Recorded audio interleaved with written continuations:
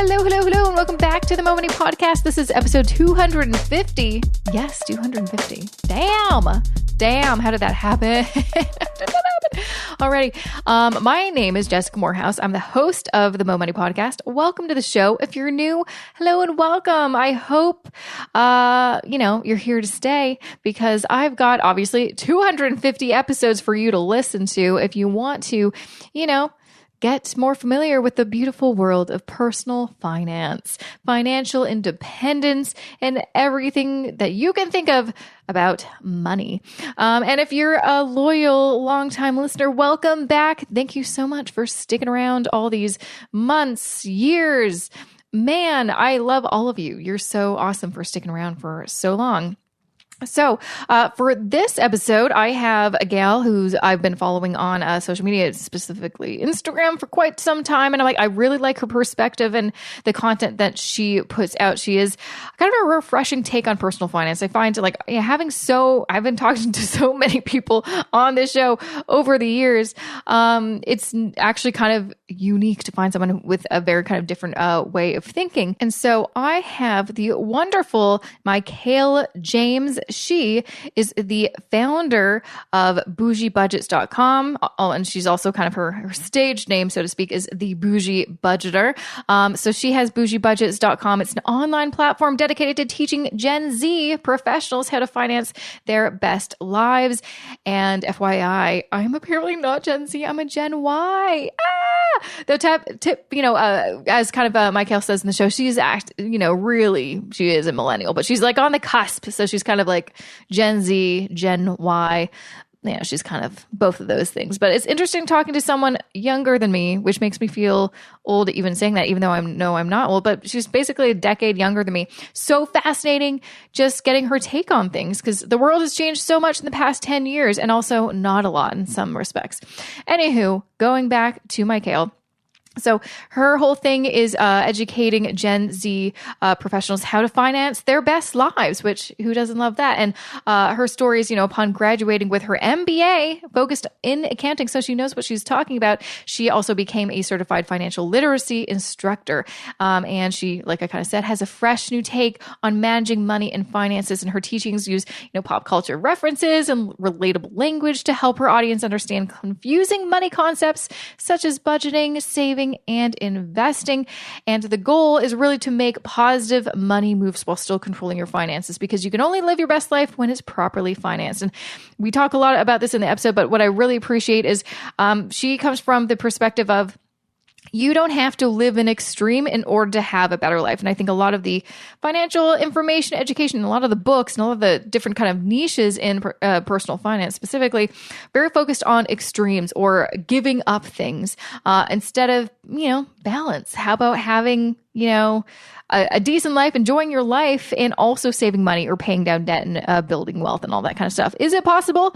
I personally believe so because I'm not a big fan of extremes because they don't work long term. They can short term, but not super long term. So that is what we're going to be talking about more in this episode. Before I get to that interview with Mykail, here's just a few words about this episode's sponsor. This episode of the Mo Money Podcast is sponsored by PC Financial. There's something very exciting happening if you're a big fan of no monthly bank fees like I am. PC Financial recently launched their PC Money account. That's right, they are back. Their PC Money account has some major benefits that I think you're going to be very interested to know about. The big draw for me, of course, is that it charges no monthly fees, but on top of that, you can also earn 10 PC Optimum points for every dollar you spend, no matter where you shop. Which means you'll be earning points by spending money on things you already do anyway.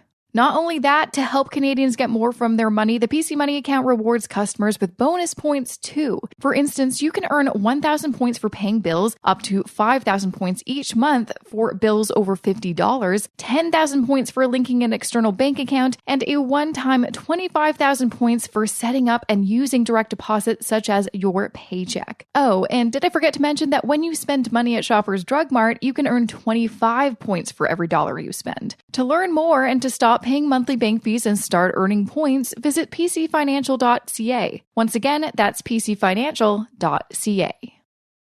Welcome to the Mo Money Podcast, Mykail. I'm so excited to have you on the show. Thank you, Jessica. I am super excited to be here to chat with you. Yes, I know. I've been following you on, I think Instagram, probably, I don't know how long, but it seems like a while. I really enjoy your posts. And I'm like, oh, she'd be very interesting to have on the show. And so excited to have you here. So you are a certified financial literacy instructor, but you also have an MBA that was focused on accounting. So it sounds like you were kind of naturally inclined to the personal finance world. Do you want to kind of share a little bit about your background? Did you always kind of, well, it sounds like maybe you wanted to work in accounting first and then maybe pivoted to more personal finance. You want to kind of share, how did this all start for you? Yeah, so I like to say that I'm like the product of what happens when you actually teach your children about finance and personal finance. So my mother was actually, she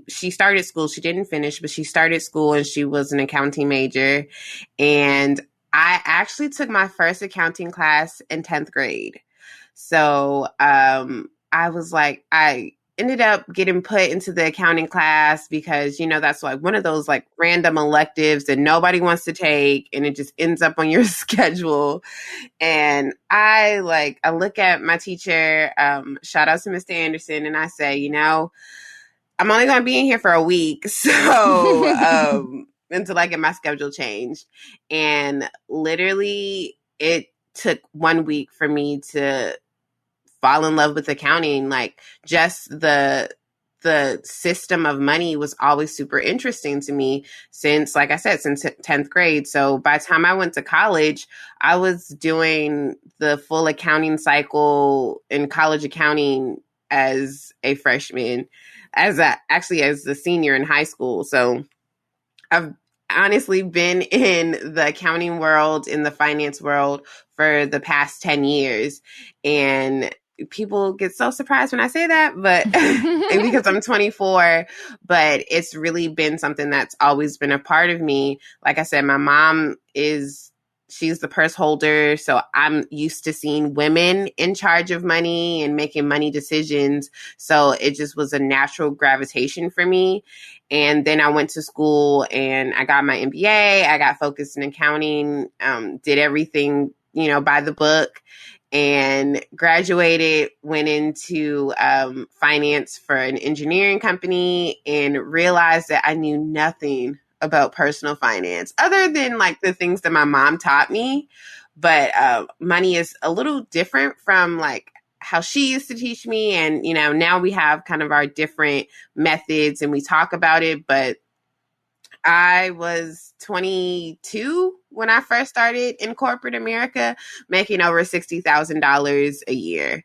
And, what do you do when you're 22 making, bringing in almost like $3,000 a month? Spend it all, because that is all you can do.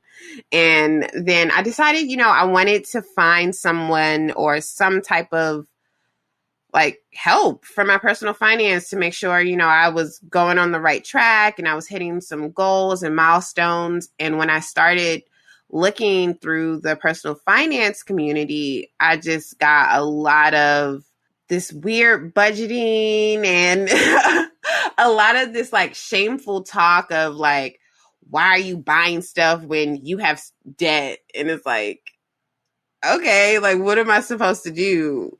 Like, the debt is not going to be gone overnight, and I still need things, and I still want to live a nice life. Like, I like to travel. I like to do things. I think one of the first few posts I saw was like, if you don't have $10,000 in your bank account, then you shouldn't be traveling. What? Yeah. That is crazy. Like, it's just, and I realized that there was so much shame around that type of just the money help. And I wanted to create a platform where people like me who didn't want to wait until they paid off every penny of debt and had $10,000 in savings to actually start enjoying life. Mm-hmm.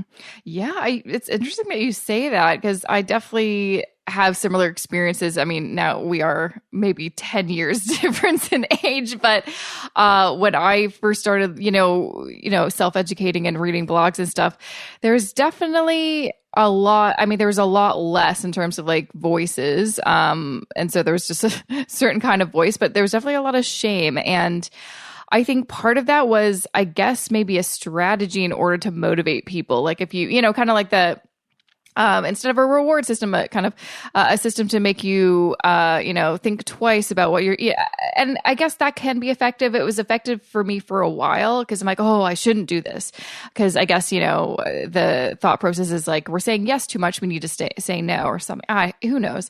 But what I realized is it's effective to a certain point.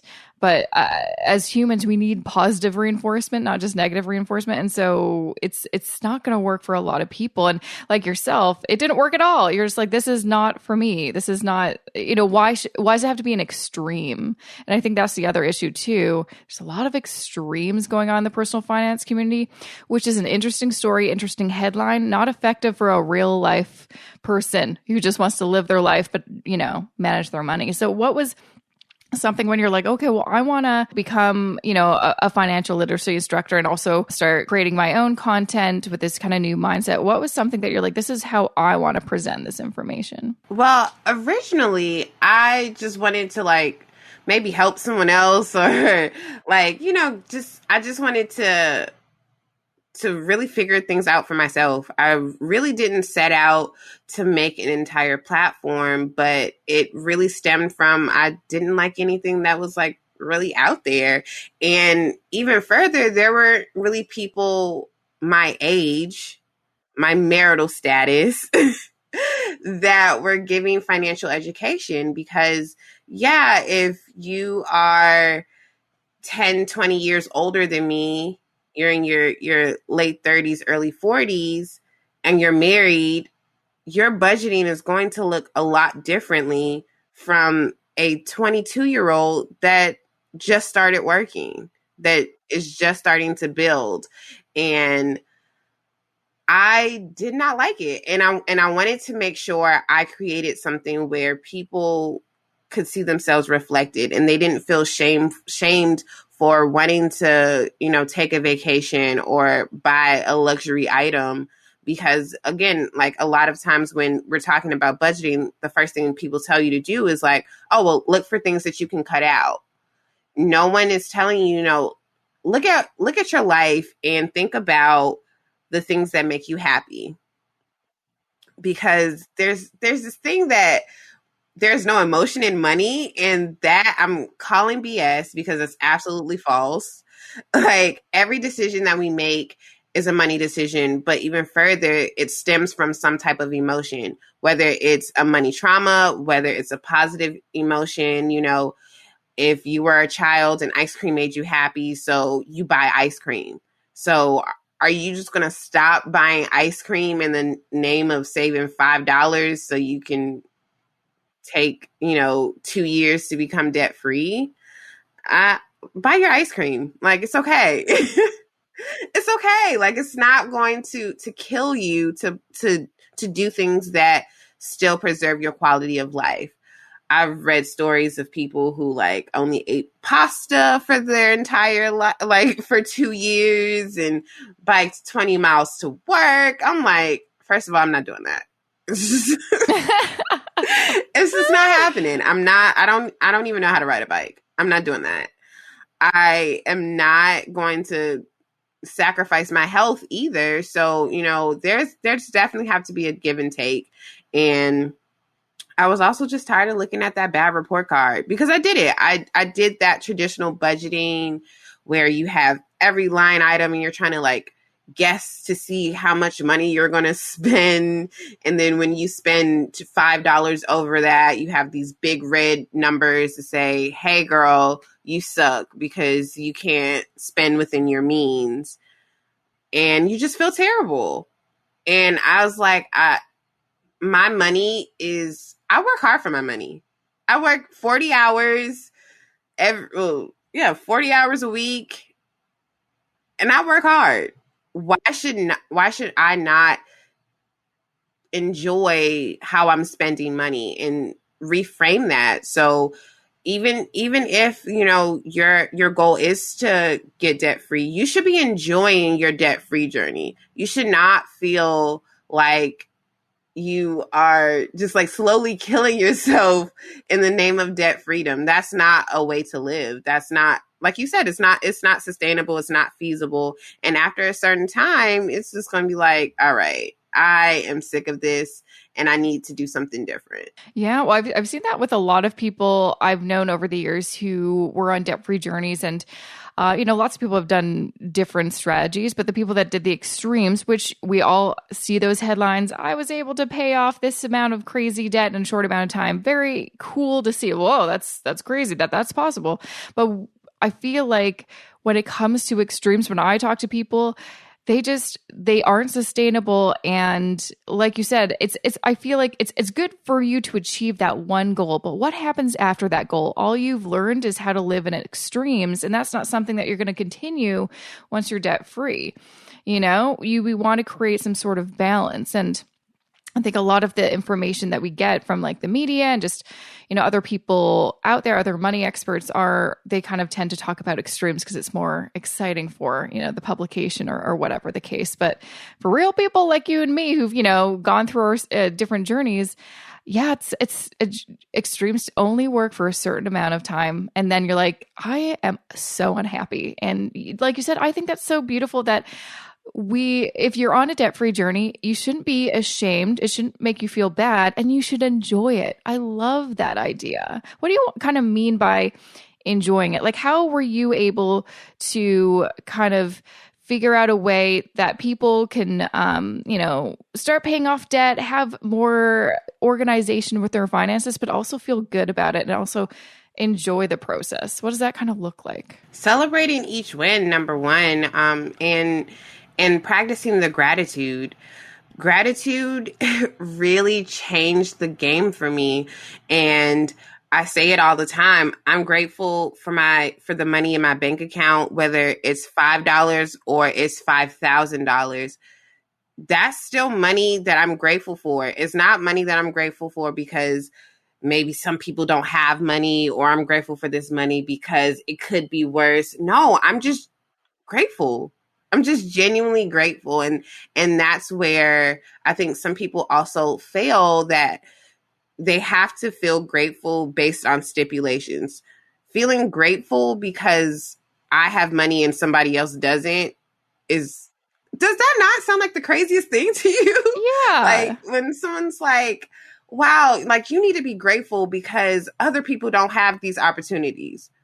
What does that have to do with me? Like, and why should I be grateful because other people don't have this luxury? No, I'm grateful for the money in my bank account because I'm grateful for the money in my bank account, and that's it. And then, yeah, celebrating the wins and just hyping yourself up. You got to get excited. So if you are on that debt-free journey, every dollar that you put towards that, say your gratitude and get excited.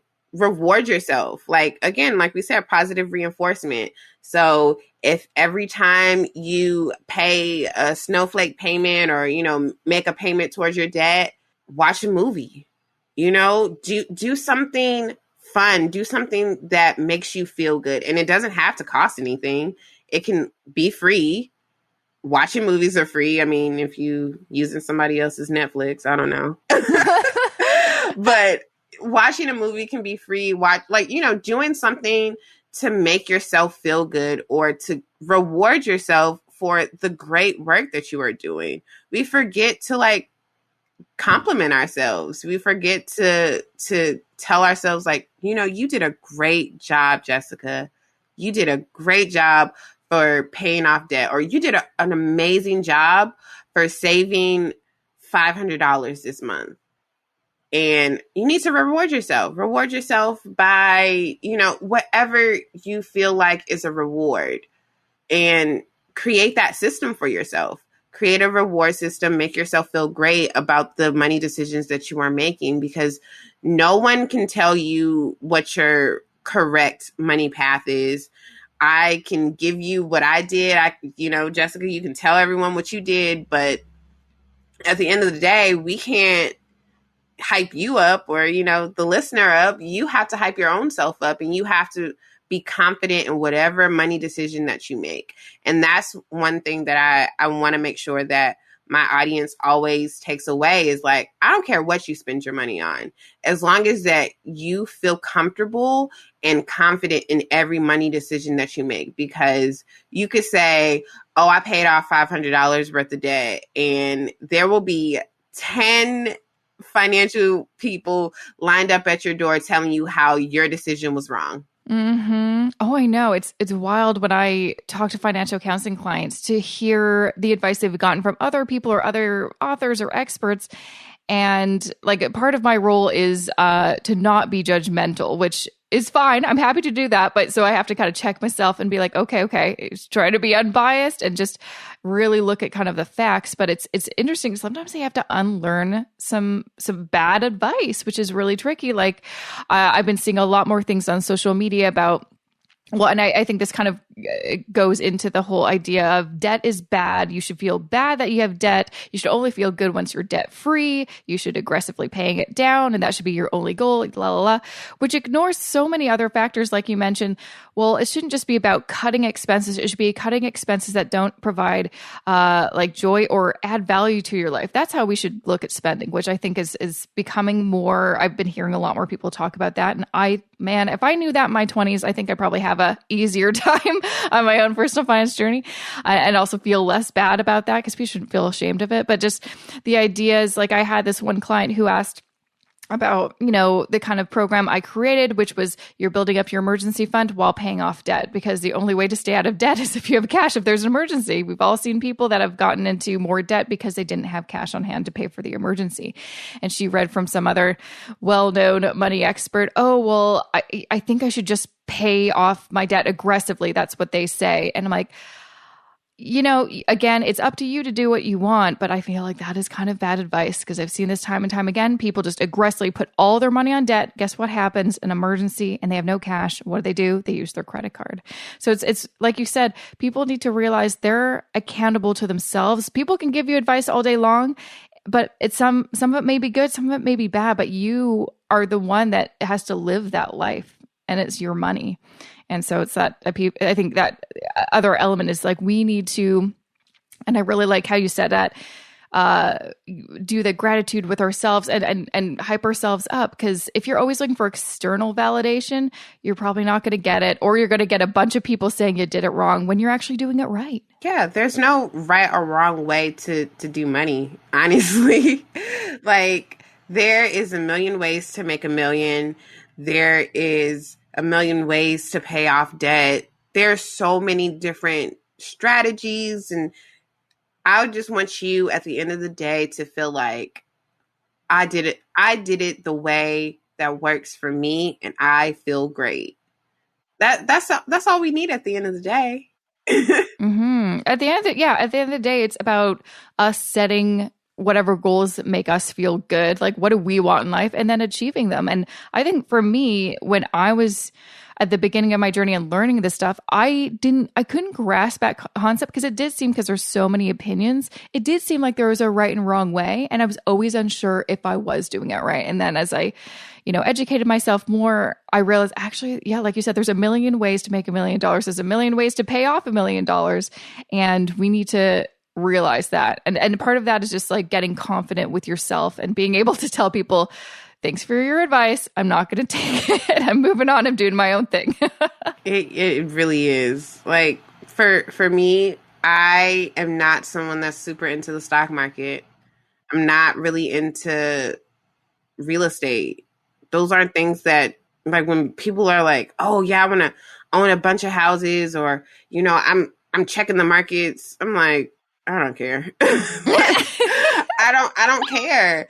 And am I wrong for not caring about it? No. Like, there are so many other ways to grow your wealth and grow your net worth, that why am I hung up on the fact that I don't want to be the Wolf on Wall Street, or, like Mr. Monopoly collecting all these properties?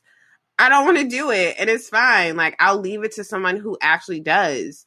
But there's even ways that I could get into real estate and not own one property, and we're so conditioned to like want to actually be out there doing the work and stuff like that. I'm gonna be honest with you, that flipping houses stuff, someone else can have it. Yeah, like watching the TV shows about it, but I don't want to flip a house. I don't want to lift a hammer. I don't want to go house hunting. I don't want to do any of it. It's not appealing to me. I don't want to be someone's landlord for real. Like, and it's like, I don't have to. Just because someone else is making money that way does not mean that that's the way that I need to make money. Mm-hmm. Exactly. I want to kind of talk a little bit about the mindset of Gen Z. So you're a Gen Z, I'm a millennial. I feel like there's a lot of similarities, especially what we're going through right now. It's sort of reminiscent of when I graduated university during the recession. Now we're entering this other weird world that is hard to kind of like. I've had lots of people ask me like, what's it like as a millennial going through this again? I'm like, I don't know if I can compare it, and I don't know if that's fair, because it's like, I can't, back when I was going through this, the advice was get a side hustle. I feel so weird telling people get a side hustle when there's like a health crisis and it's still like going on.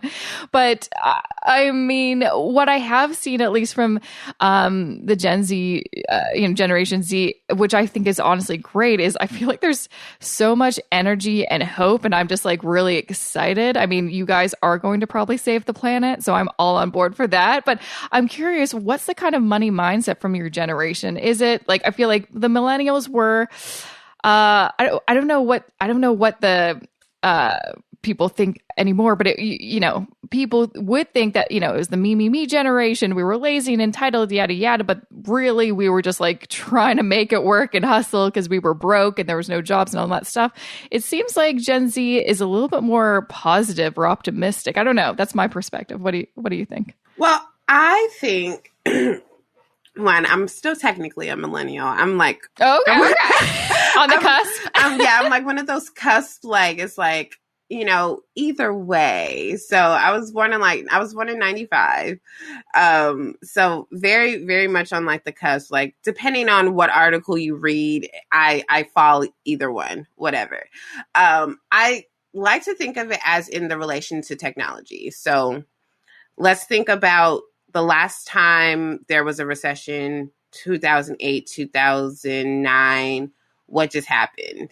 The first iPhone comes out. The first iPhone came out in 2007, right before the recession, right? And that is when we started to shift the way we receive information. That's when YouTube is huge, and YouTube was just growing, and it's just a thing where people are like, well, what is this? Like, we don't really know. Oh yeah. I remember it being like, this is a fad. It's going to go away in a few years. And now fast forward it's not even 20 years later, YouTube is an epicenter of education. How we receive information is so different than it was even 20 years ago because of the development of technology and how we are grown up on it. Like, a lot of especially the older millennials, they didn't grow up on technology the same way as a person like me. We were on computers and learning how to use Macs and stuff when I was in like first grade. And that wasn't a thing, right? And that is where the breakdown becomes, because there's this idea that, Gen Z doesn't want to listen or things like that. And, reckless, blah, blah, blah. But it's like when you're looking at the statistics, because we have more access to education, younger people are starting to build 401ks and retirements now faster. I did a talk at Columbia University, and they're asking about retirement as freshmen in college. So because now we're starting to hear more about it, it's not a secret. And then the other thing is that we are in the land of influencers. We have the Instagram influencers, Twitter, whatever, these social media influencers that are shedding light on some things. Even when we're thinking about how the music industry changed and how people are deciding to be more independent, and then exposing how contracts are written and things like that. Like, the information is out there, so people are taking more advantage of it and trying to figure out, and is, using the technology to become more accessible. So that's how I think of it. Like, because social media really is a 24/7 news cycle, you always have access to this information. There are 15-year-olds that are researching how to learn how to trade on Robinhood. Free account. Mm-hmm. I mean, they have to be 18, so they just gotta, mm-hmm. get parent approval or something like that. But how to learn the strategy, they can do that themselves. Yeah, I guess it's beyond when I was growing up, it was the lemonade stand was basically the most I'd learned about money. It's if you set up a business, you can make some money, and that was it. And then it's basically we just spend the money. But now those kids can learn how to trade, which is wild. But for me, I think this is.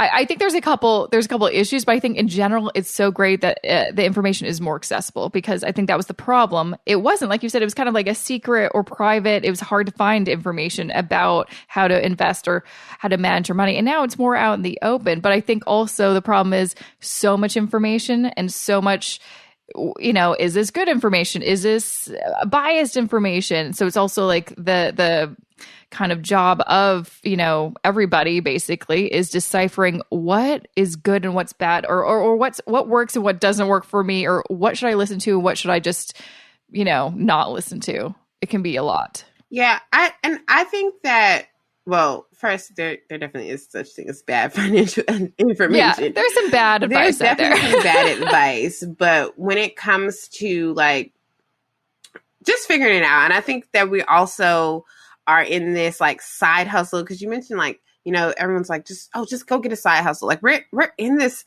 weird side hustle. Everything is a side hustle, and nobody wants a hobby. Oh my gosh, get a hobby.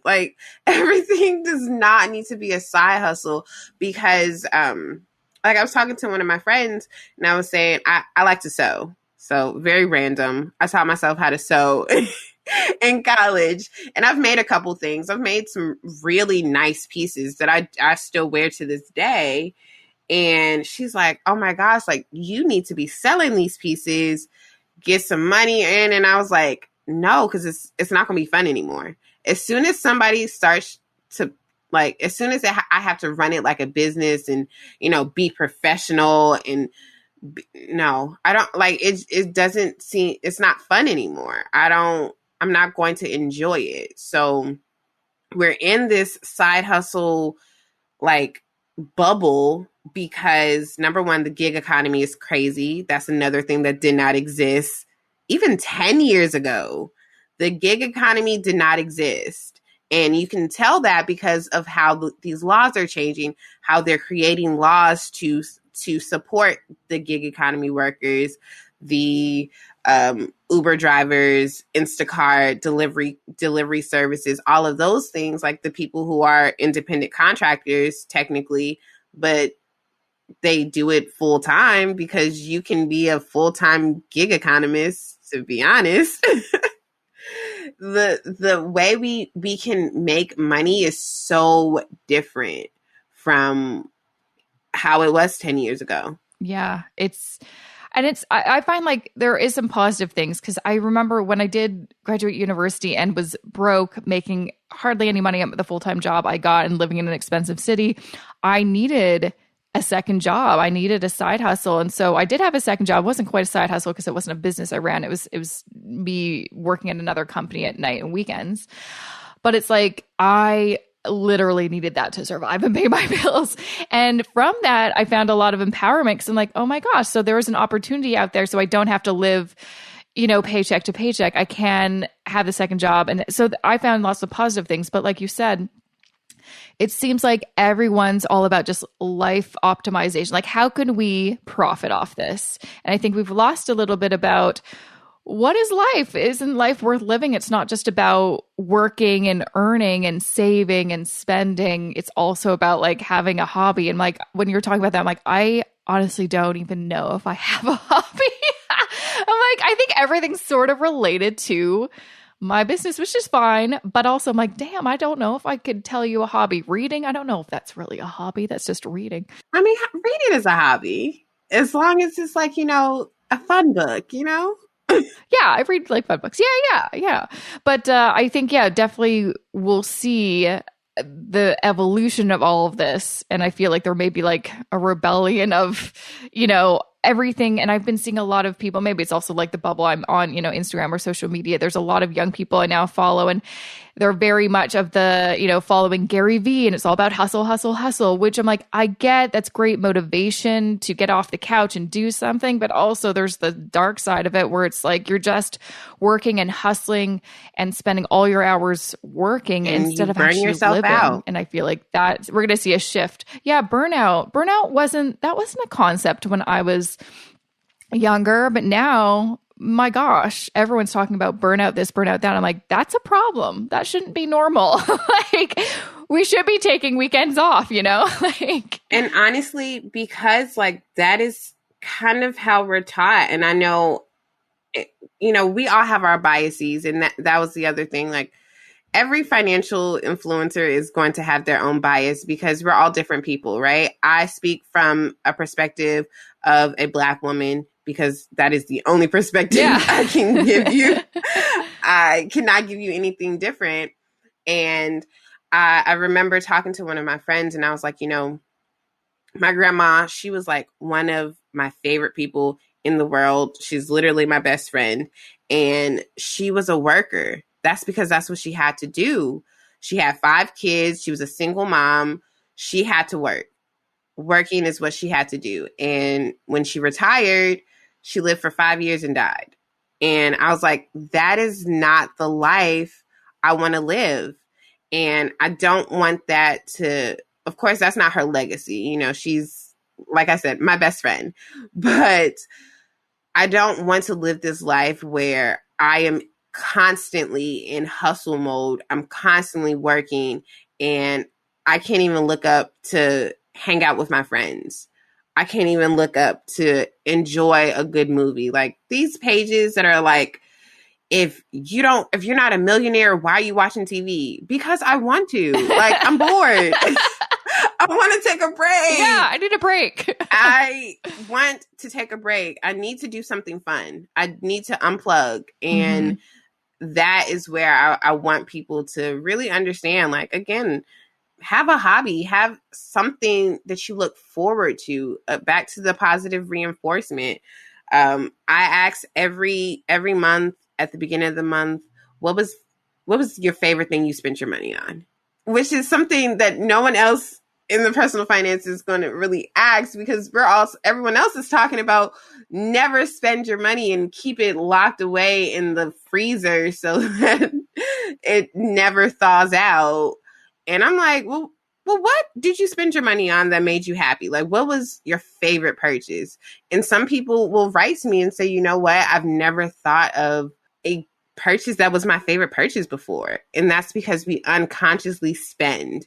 We unconsciously, and we stop being intentional and celebrating ourselves, celebrating our money, because we're in this hustle. We're always in this, I got to get this, I got to get that, I got to get this. And it's just like, take a break, be happy with what you have. Yeah. Yeah. Which is, again, such a great message. And that's something that I've been like, as I've been getting older too, and have reached some of my financial goals. I realize, you know what? The goal shouldn't be to like make $1 million or have a crazy high net worth by a certain age. Because I guarantee you, because I've talked to these people, you'll reach that goal and then you'll be like, now what? And then like, it's just like, it doesn't actually make you that much happier. What makes Right. you happier, I think, is being present in the moment, actually enjoying your life now, and realizing it's a balancing act. Like, it's extremes don't really work, and you can enjoy your life and have a good time while you're on your debt-free journey, or while you're starting to save and invest for the first time. It's okay. But like what we've been kind of talking about this whole episode, that hopefully people will take away, is it's really about, and I love how you mentioned the being more of a conscious spender, because I totally agree. We need to be more conscious and present and mindful, and also don't feel bad about spending, because at the end of the day, the only reason you have money is for you to spend it. It may not be now, but it could be in the future. Like when people think about saving for retirement, you're going to spend that money in retirement. Like that's what it's for. Like you're going to spend the money at some point. When you have an emergency account, emergencies are going to, you have to spend that money. You have to. Yeah. So many people I know I've talked to, they're like, I have this emergency, but I really don't want to dip into my emergency fund. I'm like, but that is literally why it's there. But the idea of saving is to don't touch. It's like, well, don't touch until you need to. So it's like, we need to make this shift in our minds to feel good about our money, basically, and doing some of the things that I think you share on your blog and your Instagram. So I appreciate you kind of sharing that messaging. We need to hear these messages, I think, a lot more, so we could feel better about what we're doing. I think we shouldn't feel bad about our money. We need to let go of that concept. It's not working for anybody. Absolutely. It's a drag. And I like to live my life of abundance and positivity. And, that's something that I've adopted, and it's made my money journey that much more enjoyable, because maybe I don't have $1 million in the bank account, and maybe I do have $75,000 worth of student loans, but I am also 24 and I have an MBA, and my parents had 6 children. It's like when you start looking at your situation from a full picture, how else were we going to be able to afford education? How else? And instead of being someone that's like, oh, I'm boggled under student loan debt, I celebrate, okay, great, I got this education now. Now that I have this, let's figure out how I can make $75,000 so I can pay it off, instead of, feel like I'm like being dragged down. This is making my creativity run faster. Let's get creative. Let's create something that is going to generate more money, instead of thinking about life as less. Think about it as abundant. Yeah, 100%. I know you have this financially innovative workbook on your website that people can check out. Do you want to kind of share a bit about that? I like the concept of it.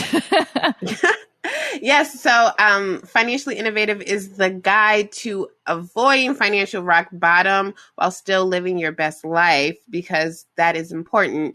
So it takes you through the 4 steps, my 4 main steps in my financial flow, which is you're looking at your income, going to your expenses, your savings, and then your spending. Those are literally the only 4 steps I do.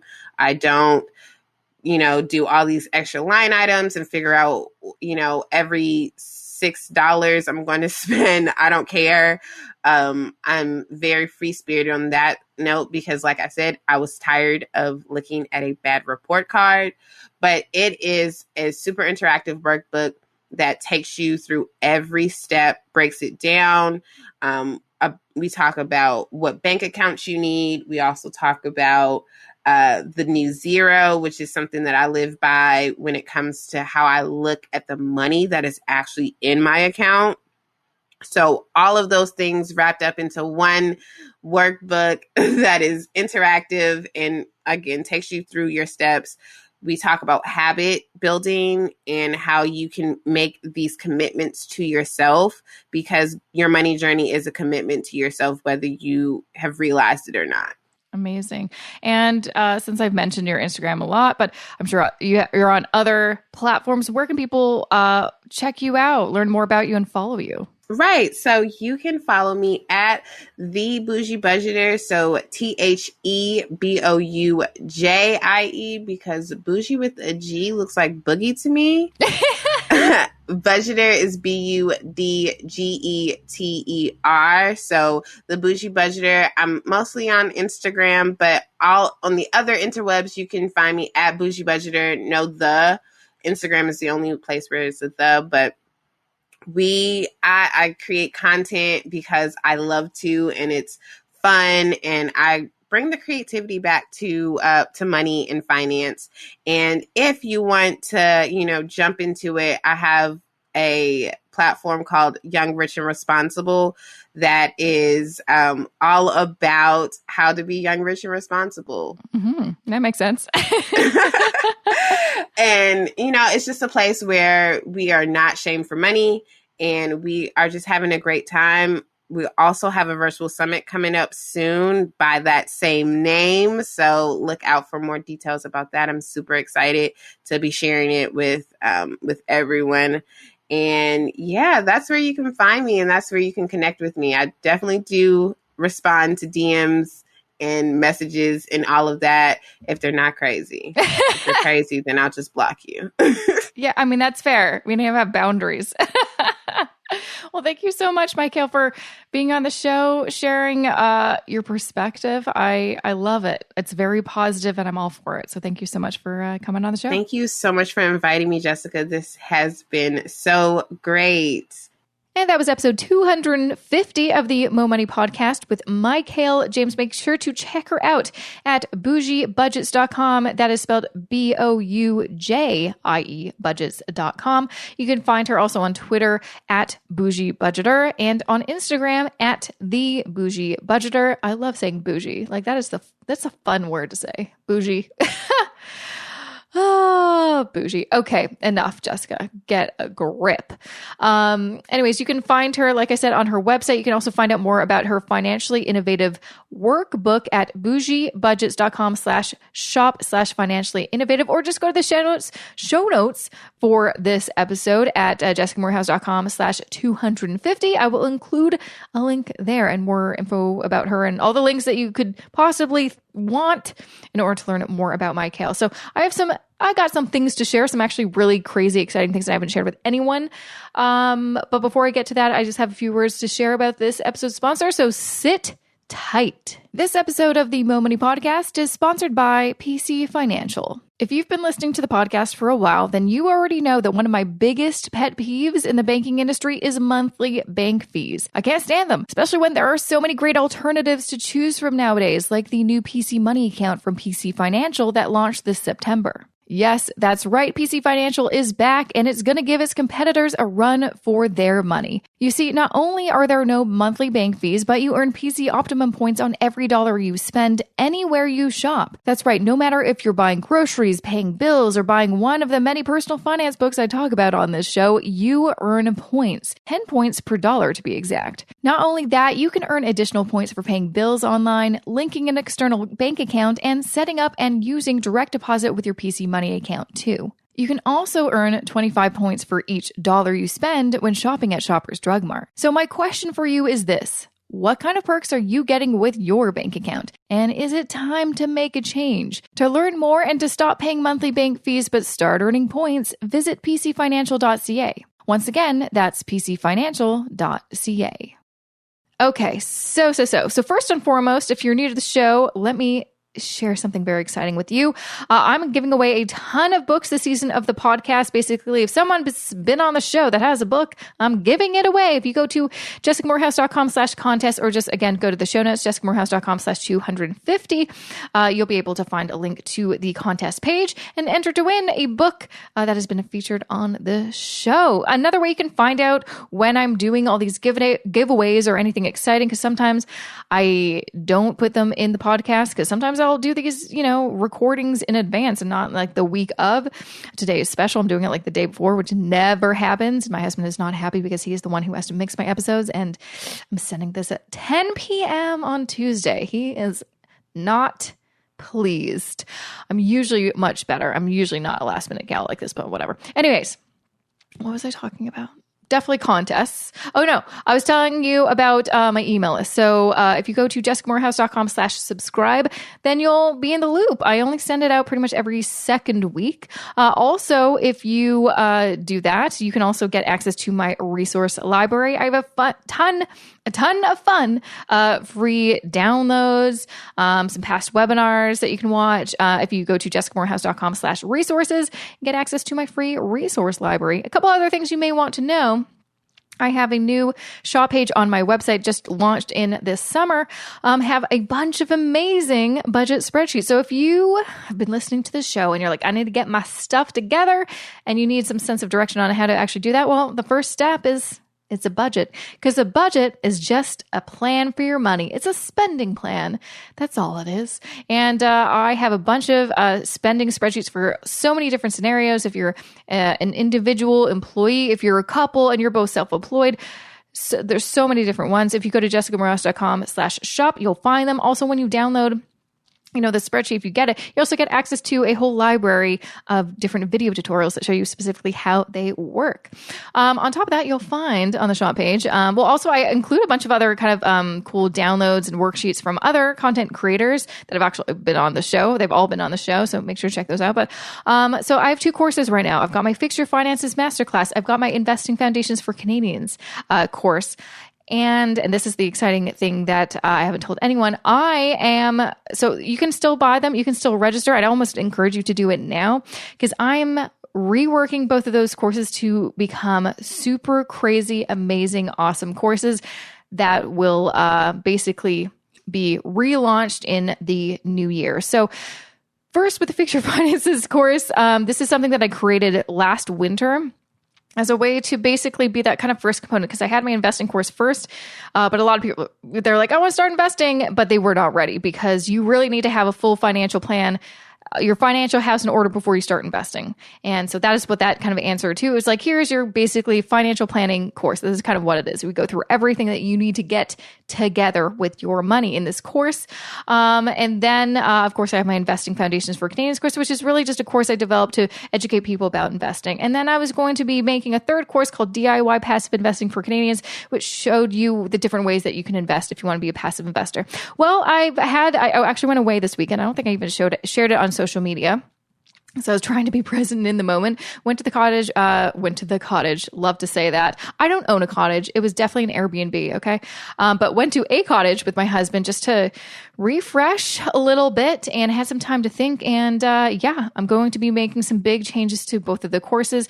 I'm going to combine that DIY course into my investing course. So it's going to be a fully transformative course. So basically you can go from zero knowledge of investing to you're going to be investing by the end of it. You're going to know what steps to take. I'm going to show you specifically.